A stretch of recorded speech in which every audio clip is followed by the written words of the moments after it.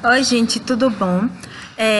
Voltando às nossas videoaulas, essa videoaula de hoje tem como referência a aula do dia 17 de abril e o nosso tópico de hoje é sobre o ciclo administrativo. A gente já vinha abordado em outros vídeos a questão do ciclo administrativo, que é o ciclo do pode ser, que é o planejar, organizar, dirigir e controlar. Mas hoje nós vamos pegar mais uma abordagem do ciclo administrativo e trazer alguns conceitos novos para vocês, ou não tão novos assim. O antagonismo existente entre a centralização e descentralização foi muito discutida entre os autores neoclássicos. No caso, a questão dos autores neoclássicos nós vamos abordar mais ênfase no próximo vídeo, mas só para deixar para vocês, a teoria neoclássica é a junção da teoria clássica e da teoria humanística. Quase não sai, é porque eu ia falar a teoria das relações humanas, mas teoria humanística, tá? A centralização traz vantagens como, por exemplo, facilidade no processo de tomada de decisão, porém dificulta a comunicação. Porque a centralização, ela parte do princípio de que tudo que acontece na organização, tudo mesmo, tem que passar pela mão do dono, digamos assim, da pessoa responsável, daquela pessoa que está ali para poder fiscalizar tudo, autorizar algo, ela vê o que tem que ser feito e o que não tem que ser feito, ou seja, tudo passa por essa pessoa. Então, voltando a essa questão da centralização. Então, traz facilidade no processo de tomada de decisão, mas dificulta a comunicação justamente por conta disso. Tudo passa pela mão de uma pessoa responsável, de um supervisor. O que atrasa muito, porque imagine várias pessoas levando várias documentação para uma única pessoa avaliar e ter que responder. Imagine o tempo de espera para isso. Então, já a descentralização possibilita uma maior participação dos membros da organização, mas pode gerar competição entre os mesmos, além de não trazer uma uniformidade na tomada de decisão. Por último, os autores neoclássicos, a gente vai abordar mais a fundo eles na próxima videoaula, estabelecem funções para o administrador, onde o ciclo administrativo é regido por planejar, organizar, dirigir e controlar. Então, agora nós vamos partir do princípio dos tipos de organização.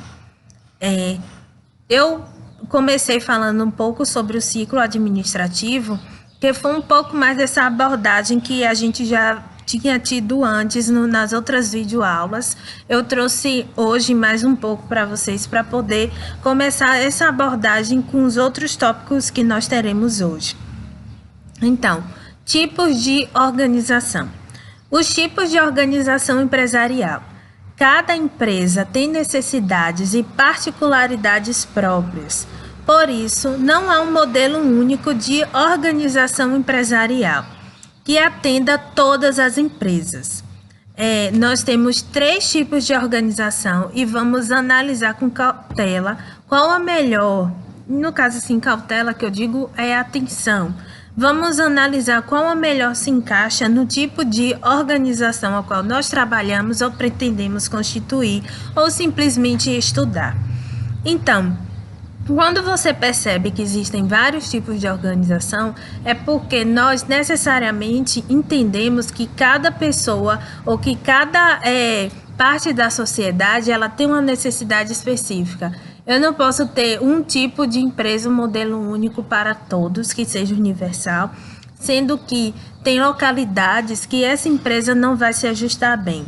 Então, digamos, uma cidade de pequeno porte, para receber uma grande empresa, não tem esse suporte, por quê?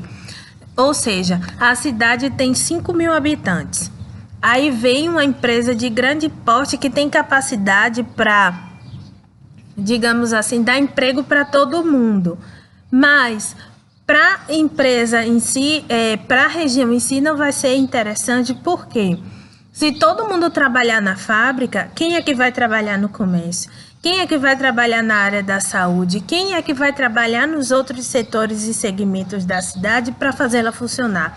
Ou seja, todo mundo vai trabalhar na fábrica e também não é interessante para a fábrica se estabelecer em um local pequeno, porque como fábricas costumam ter uma alta rotatividade de funcionários, então como seria feito isso? Então vocês conseguem entender, ou então uma empresa de pequeno porte que vá para uma cidade de grande porte.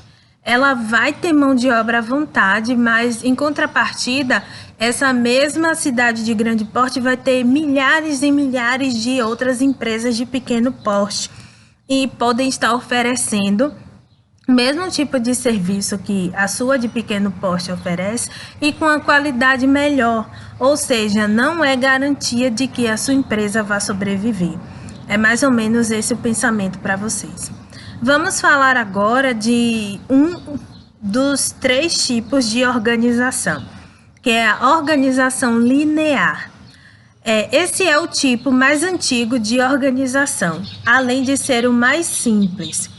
Boa parte das empresas adotam esse tipo de organização na sua fase inicial, justamente pela sua facilidade de implementação, da sua facilidade. Seu formato é em pirâmide e as linhas de responsabilidade entre os gestores e equipes têm sentido único e direto. Nesse tipo de organização, os colaboradores recebem ordens e orientação somente de um único gestor, que por sua vez recebem ordens de outro superior. A comunicação nesse tipo de organização começa do alto escalão para a base da pirâmide e as decisões são centralizadas, pois existe apenas uma autoridade na organização.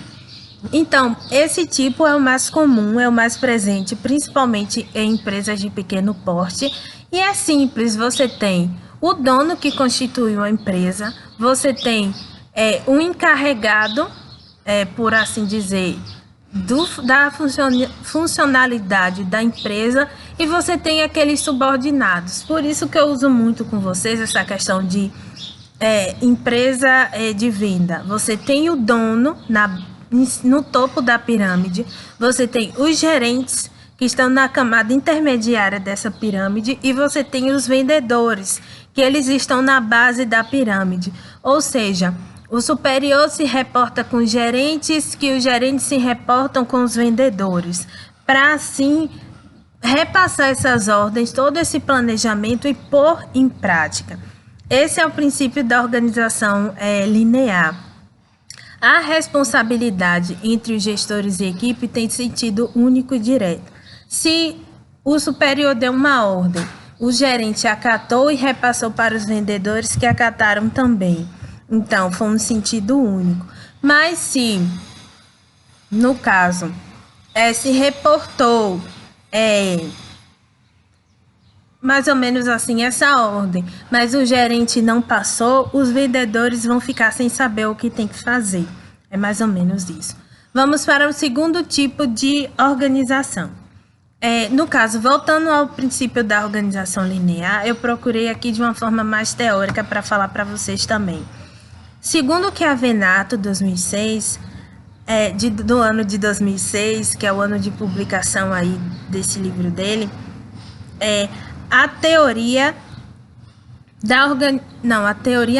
a organização linear é a estrutura mais simples e antiga baseada na autoridade linear.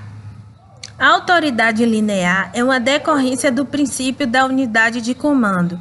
Significa que cada superior tem autoridade única e absoluta sobre seus subordinados e não reparte com ninguém. Ou seja, é o mesmo princípio que eu falei para vocês. O dono da empresa se reporta com os gerentes, que se reporta com os vendedores. E tudo o que acontece, todo o desempenho, toda a funcionalidade, o que vendeu, o que não vendeu, repassa do vendedor para o gerente e o gerente assim presta contas com o superior. Não tem interferência de outras pessoas, apenas entre superior, intermediário e a base da pirâmide. Então, indo para o segundo tipo de organização, que é a organização da linha funcional. Nesse tipo de organização, a base é a especialização e distinção das funções. Isso significa que um colaborador não terá somente um gestor para se reportar, mas vários, cada um de uma funcionalidade e especialidade específica. Na organização funcional, uma especialidade não interfere na outra e na tomada de decisão, e as tomadas de decisões não são pautadas pela hierarquia. Um gestor especialista em comunicação, por exemplo, não poderá tomar decisões sobre o financeiro, mesmo que esse gestor de comunicação esteja há mais tempo na empresa. Então, a organização funcional é um tipo de estrutura organizacional que usa o princípio da especialização na função ou no papel desempenhado. Então, como eu falei aqui para vocês, a organização linear, ela é a mais simples, a mais fundamental, que tem forma de pirâmide. Mas a partir do momento que essa empresa, ela começa a crescer, por assim dizer, ela começa a ganhar outros papéis, outras funcionalidades, ela precisa fazer essa transição, passar da linear para a funcional. Por exemplo, uma pequena loja de venda de eletrodomésticos, móveis, enfim. Vamos pegar a Casas Bahia. Então, ela começou só com o dono, com os gerentes e com os seus vendedores. Mas, à medida que ela foi desenvolvendo, ela foi crescendo, ela foi ganhando notoriedade na mídia, foi preciso criar um departamento para cuidar do marketing. Foi preciso um departamento específico para o financeiro, um departamento específico para os setores estratégicos, outros departamentos específicos para atender a necessidade do crescimento da empresa, da organização, no caso a Casas Bahia. Então, a forma de pirâmide deixa de existir para dar forma àquelas estruturas que nós conhecemos, que são vários quadradinhos, várias casinhas, por assim dizer, que são colocadas as especialidades de cada profissional, de cada pessoa, suas funções e quem deve se reportar a elas. Então, como foi falado, quando se passa a ter o setor de marketing, então aí os profissionais só vão se reportar essa questão da função do marketing. Eles não vão desempenhar papel nenhum no setor financeiro. Ele vai ficar atrelado somente à sua especificidade. Ou seja, se ele é do setor financeiro, ele permanece no financeiro. Se ele é do setor de marketing, ele está no setor de marketing. E essa parte da organização funcional, ela é específica porque ela não precisa tratar diretamente com o dono da empresa. Ele se retrata ao seu superior dentro do próprio setor onde ele está inserido. Digamos, eu tenho um consultório de dentista. Eu tenho uma recepcionista, mas nesse mesmo consultório eu vou ter um cirurgião dentista, eu vou ter um dentista especializado em prótese, vou ter um dentista só especializado em alguma área específica dessa parte da odontologia. Então, cada um com a sua especialidade, ninguém vai interferir no trabalho do outro. Então, essa recepcionista, ela vai direcionar os casos para essas pessoas em específico. A forma que eu falei para vocês de que muda de pirâmide e passa a ser com a estrutura tipo uma arvorezinha, os quadradinhos, não sei se vocês vão conseguir observar. É mais ou menos essa estrutura assim, que passa a ter essa... Claro que vocês não vão ver basicamente o que é, mas dá para vocês entenderem que quadradinho tem a especificidade, ou seja, o dono, os seus gerentes e os seus subordinados. Então, daí vem as outras ramificações, como a questão que eu estou falando para vocês. Questão do marketing, questão do departamento financeiro, departamento de relações pessoais, enfim, todas essas outras ramificações que numa empresa de pequeno porte, por assim dizer, não comportaria. Agora nós vamos falar sobre o tipo de organização linha staff. Então, a organização linha staff, ela é a junção da organização linear com a organização funcional, eliminando possíveis desvantagens e potencializando as principais características positivas dessas organizações. Na organização Lean Staff, a hierarquia está presente ao mesmo tempo que existe órgãos e setores especializados. Então, a linha Staff, ela é aquela linha de suporte. Porque, gente, no caso, deixa eu ver aqui para vocês, mais teórico.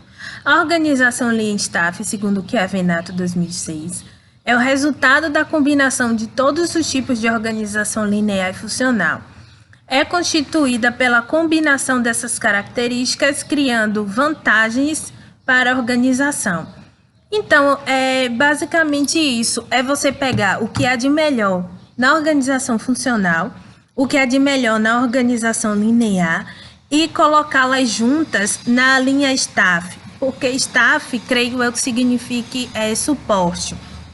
Então, você vai ter toda uma organização, uma organização muito grande, uma multinacional, com vários setores se reportando para vários países diferentes, cada um com uma especialidade de acordo com a cultura do país em que vai ser inserido essa organização, e assim cada um vai responder diretamente ao seu setor de trabalho. Eu espero que vocês estejam conseguindo entender. Essa questão da organização Lean Staff, ela é a junção da linha da organização linear e da organização funcional. De que forma? Você tem o seu superior imediato, digamos assim, e você tem o superior, o chefe, o boss. É como naquelas grandes empresas. Para você conseguir chegar ao boss, ao chefe dessa organização, você vai passando por várias etapas, vários departamentos, vários setores, até que algo chegue ao dono mesmo dessa organização. Antes, para você conseguir chegar até esse dono, você vai precisar passar por um chefe imediato, por um gerente, você vai ter que preencher vários requisitos até se tornar apto, ou marcar uma consulta, um dia, enfim, para se chegar até esse chefe, o boss, o todo-poderoso, por assim dizer, como aparece em filmes e séries. Então, passar várias fases para poder chegar até o chefão, como num jogo de videogame. Mas não destruir o chefe na vida real, mas sim se reportar a ele. Porque a gente pode perceber que, às vezes, quando temos alguma dificuldade ou queremos algum aumento, por assim dizer, por exemplo, para se chegar até esse chefe, se passa por vários departamentos, várias pessoas. Então, vocês conseguem entender que a organização Lean Staff, ela é a reunião de mais e mais setores e departamentos dentro da empresa, da organização, com especificidades diferentes. E tudo isso para conseguir, digamos assim, encontrar um único objetivo dessa multinacional. Para você chegar até tudo isso, então passando por várias etapas. Mas percebam, organização linear, empresas pequenas. Organização funcional, empresas médias. Organização linha staff, multi-empresas, multinacionais, grandes organizações. Para ficar mais sintetizado para vocês. Vamos falar agora sobre a departamentalização, que esse nome muito difícil.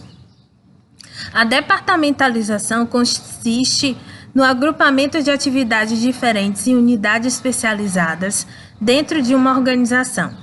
Este agrupamento tem o objetivo de organizar, facilitar a supervisão e coordenação e otimizar a busca por resultados.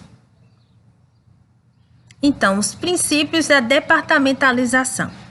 Princípio do maior uso. O departamento que mais realiza uma determinada tarefa deve ser responsável por ela. Princípio de maior interesse. A supervisão de uma tarefa deve ficar a cargo do departamento e do gerente que tem mais interesse em ter essa área realizada com sucesso. Princípio de separação de controle de tarefa de supervisão.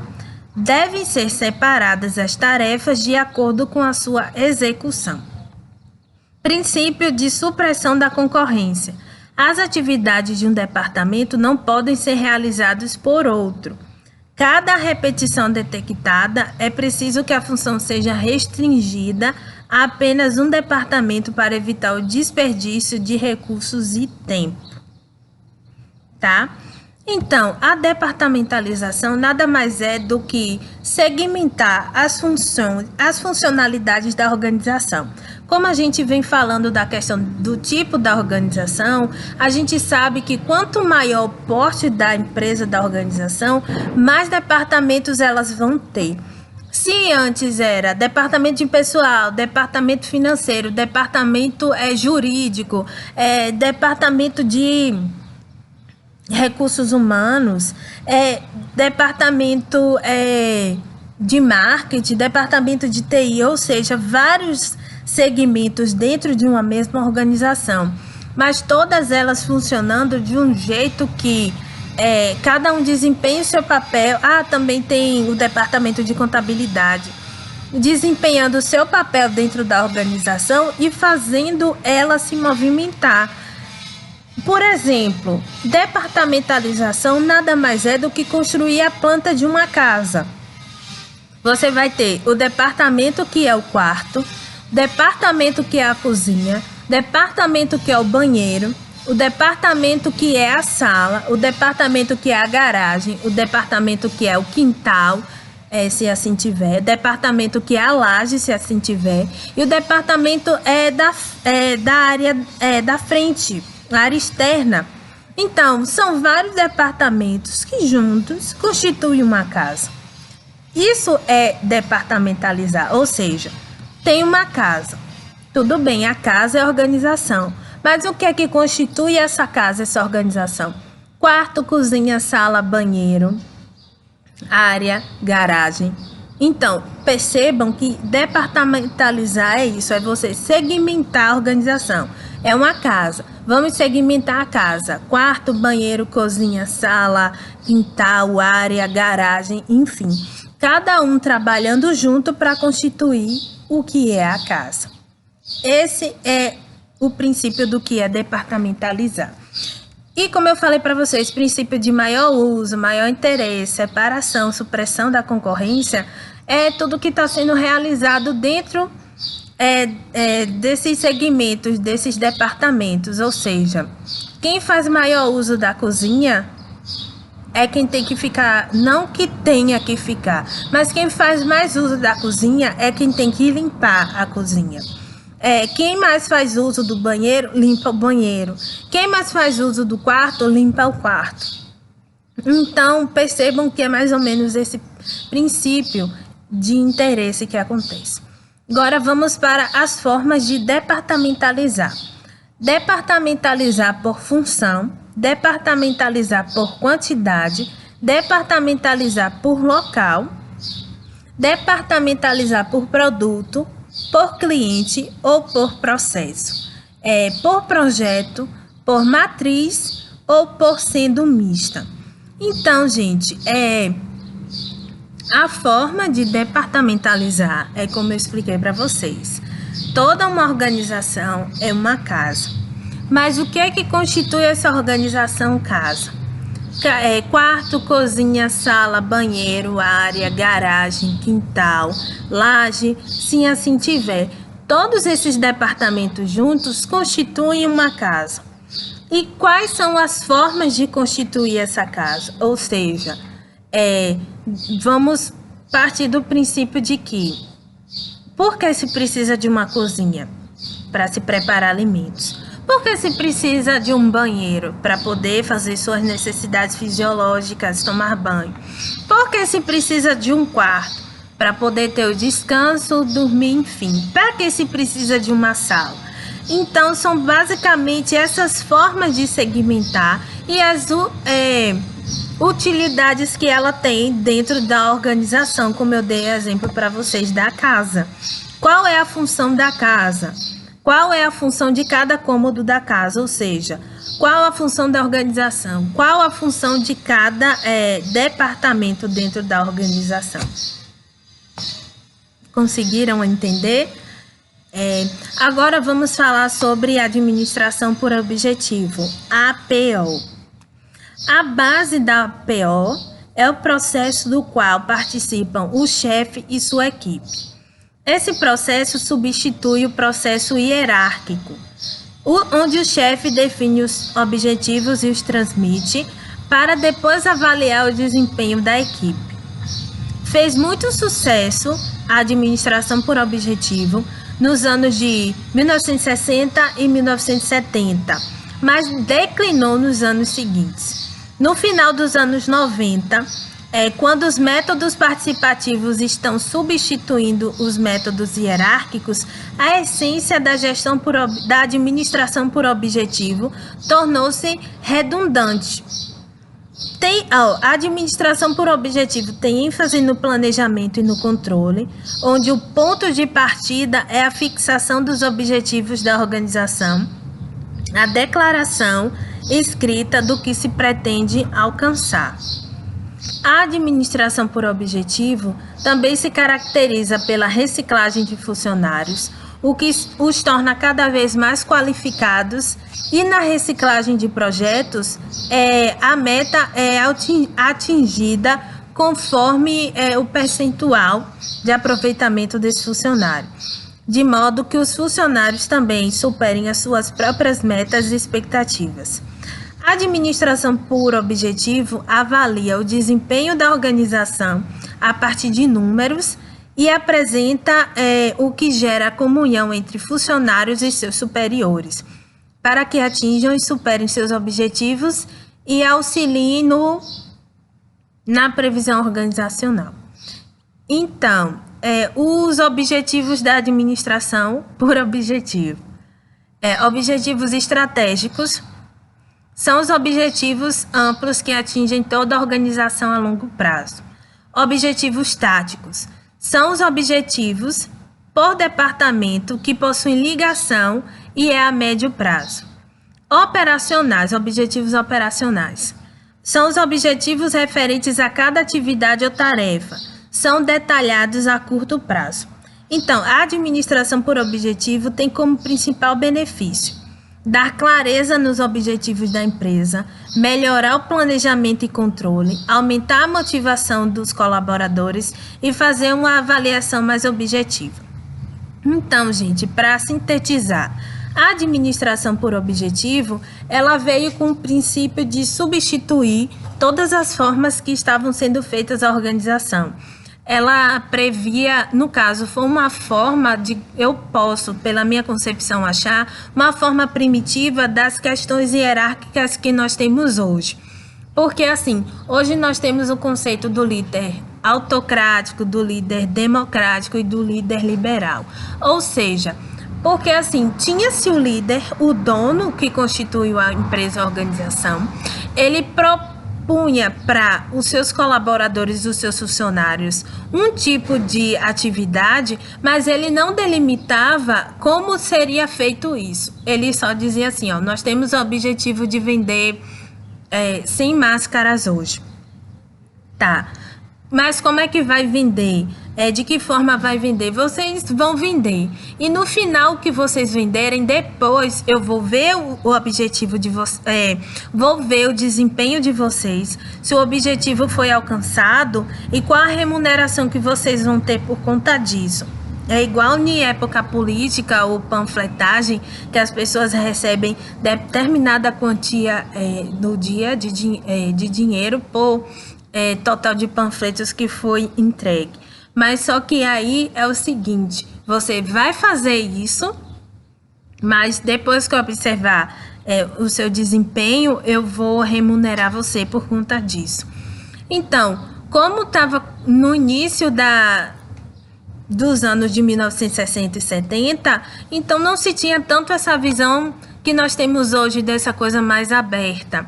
Então, teve sucesso, foi algo libertador para algumas pessoas que puderam sair das paredes da organização, mas só que a longo prazo não surtiu assim tanto efeito, porque você ser remunerado depois de que você realizou um trabalho, ou você ser avaliado depois que você realizou um trabalho, abre margem para muitos erros, porque você não sabe se está indo bem, você não sabe se está atingindo uma meta, você não sabe o que você está fazendo. Então, é algo meio solto. Então, essa questão de ter ênfase no planejamento, no controle, fixação dos objetivos da organização e declarar tudo o que se pretende alcançar, foi bacana, delimitou mais ou menos o ponto de partida onde você começar. Mas também abre margem para esse tipo de erro. Então, no caso, os principais benefícios dele foi dar clareza ao objetivo da empresa, melhorar o planejamento e o controle do colaborador e fazer uma avaliação mais objetiva depois de todo o trabalho que tinha sido feito. Mas só que observem que se você tem antes um planejamento, se você sabe antes o que você vai fazer e como fazer, o trabalho flui melhor. Mas você sabendo o que você tem que fazer, mas você ser avaliado depois, tem essa consequência, você não tem esse feedback, você não tem essa noção mais ou menos se o trabalho está sendo feito de forma agradável, está surtindo o efeito. Então, a administração por objetivo, ela declinou por conta disso, por conta de que seus princípios não se mantiveram muito tempo em uso, elas se tornaram redundantes. Porque são coisas que foram adotadas por outras teorias, por outras práticas e que foram melhoradas, que é como a gente tem nos dias de hoje, essa questão da liderança liberal. Ou seja, o chefe deu o objetivo, ele deu a missão que você tem que fazer e você vai se virar para realizar essa missão. E depois você vai se reportar ao chefe, mas você sabe o quanto você vai ganhar. Um pré-valor, mas que você sabe que a partir daquele pré-valor, se o que você desempenhou foi além, você pode ganhar muito mais. Então, mais ou menos é esse princípio. Então, gente, nessa videoaula de hoje, nós falamos sobre administração por objetivo, falamos sobre ciclo administrativo e falamos sobre a departamentalização. E falamos sobre os tipos de organização também. No decorrer das nossas outras videoaulas, eu vou abordando também esses outros aspectos para vocês. Espero que vocês tenham gostado. Dúvidas, sugestões, coloquem aqui. Se tiver alguma dúvida, se possível, volte o vídeo, procure outras formas de sanar a sua curiosidade. E é isso, vou produzir outros vídeos para vocês e é isso. Tchau!